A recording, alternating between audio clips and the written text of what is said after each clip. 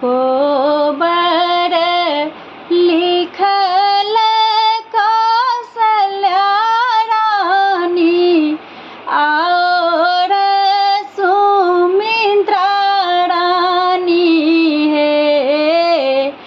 कोबर लिखल कौशल्या रानी और सुमित्रा रानी है।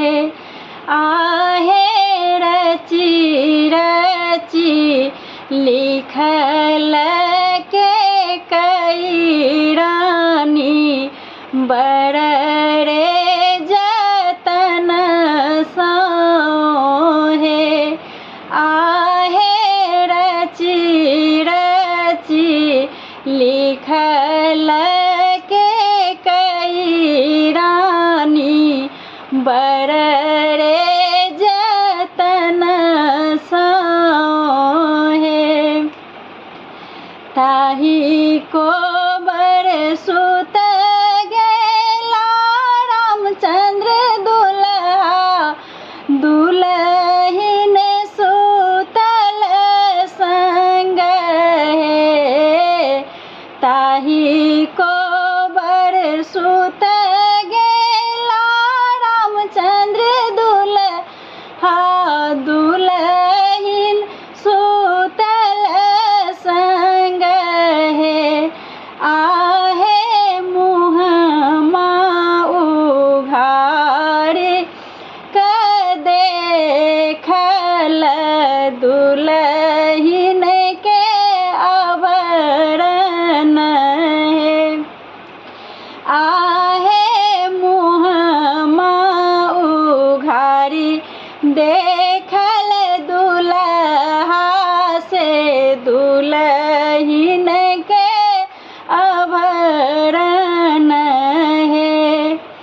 मांग के मांग टीका प्रभु अहीं छियै। अहीं मोर शंखा चूड़ी है। मांग के मांग टीका प्रभु अहीं छियै। अहीं मोर शंखा चूड़ी है।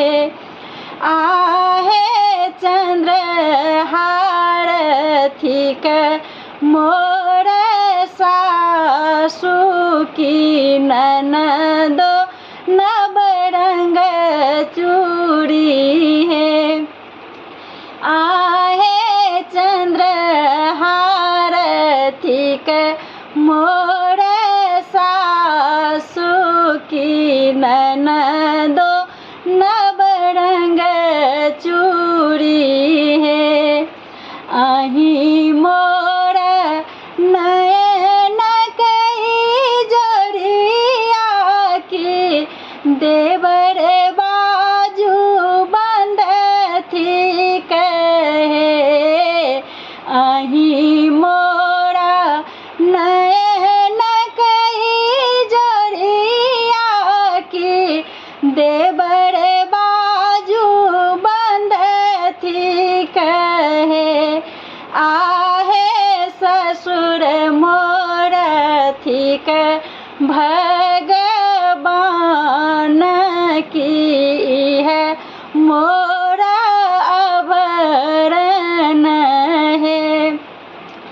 आहे ससुर मोर थिक भगवान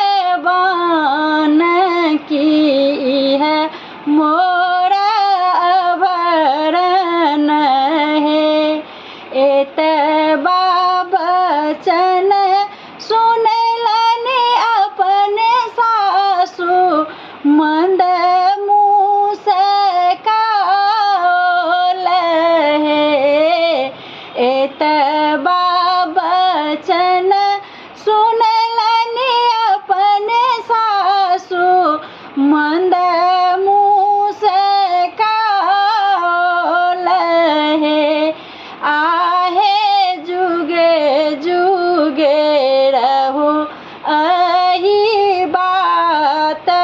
की आही घर